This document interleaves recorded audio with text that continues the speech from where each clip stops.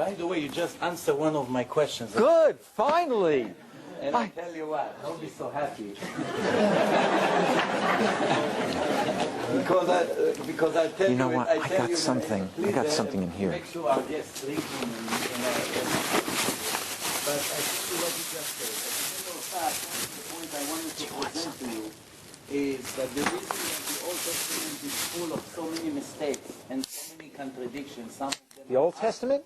The New Testament is full of so many contradictions and so many mistakes is because the followers of Jesus, as you just said, were complete ignorant Jews. And he described his students who do not know Aleph Bet.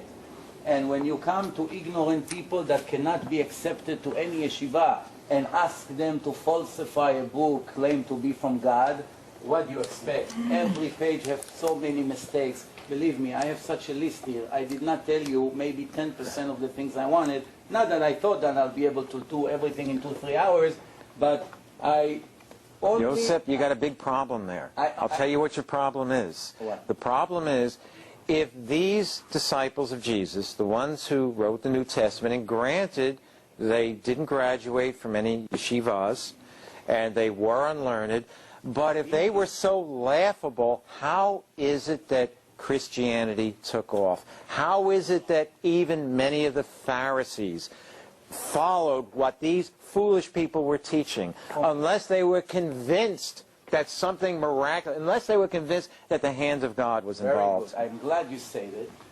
And from your words, I'm going to prove to you that Judaism is the only valid religion. From what you just said.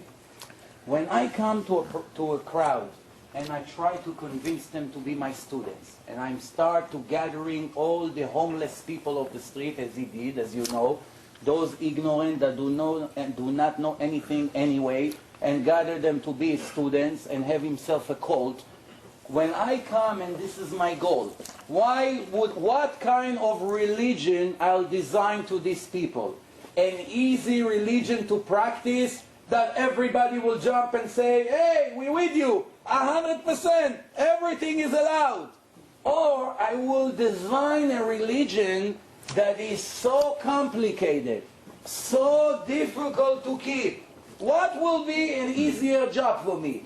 To come and tell them, for instance, one of the times the student told him, you told us that we're not allowed to violate any rules of the Torah.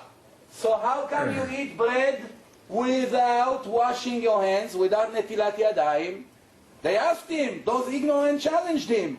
So he said, he started to curse the rabbis. But in another page, as I mentioned before, he told his students, make sure you follow the instructions of the servants of Moshe, the sages, because they have it from generation to generation. So now, you just say that you must listen to the rabbis. Those are the ones who keep the Torah of Moses alive. And when the student asks you why you yourself don't listen to them, he started to curse them. Or when he told them that they're not allowed to violate the rules of the Sabbath, the next day student came and they wanted to cut wheat on the Sabbath. And he started to see that they're getting angry at him. So he told them, I allow you today to cut weeds. Why?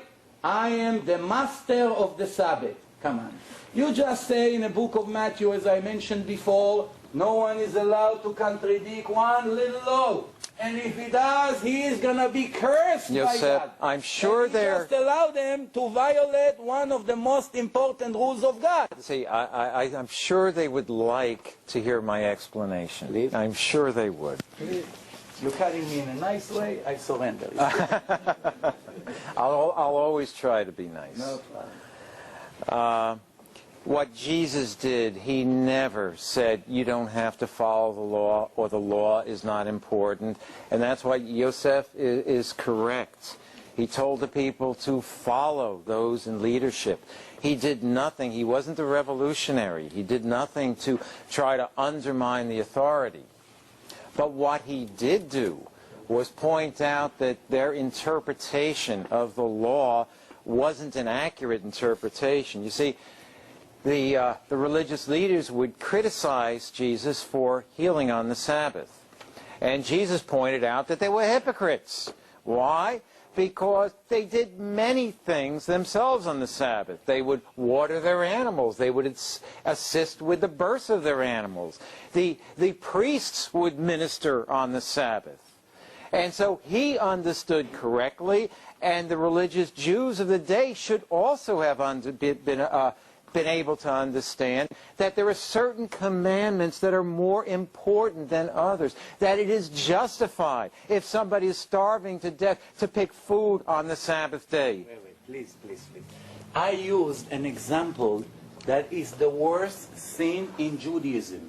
Cutting weeds on the Sabbath is one of the 39 laws that we're not allowed to do on the Sabbath. You want the proof? I'll give you the proof. Okay, let's see it. Let's see it. I give you the proof. Comes a person named Slofchad. You read in the Old Testament, Slofchad. He went on the first Sabbath after accepting the Torah, and he started to pull weeds, cash from the ground, and Moses didn't know what to do with him. He took him and put him in jail. He asked God, this is what he did. What should I do with him? God came and told him, execute him in front of the entire nation, leman iru v'irau, that a person like this have no right to live. And Jesus, as I mentioned before, and you agree with me, I'm not bringing sources that are not exist, and it says he allowed his student to do what Slofchad did. Now you just said no one is allowed to contradict the Torah, and you allow them to do something that the Torah say that it's death penalty. And when they told you, how are you allowing us such a thing? You say, I am the master of the Sabbath. You have to make up your mind. If you're the master of the Sabbath, that means God does not exist. You are a new God. The Torah is not true. If you come and say the Torah is the word of God, be very careful not to modify it, and you come and start changing it according to your need every day, then not only you're not the Messiah, you're not even a student. Are you allowed to defend yourself on the Sabbath? Are you allowed to minister in the temple on the Sabbath? Not to the point.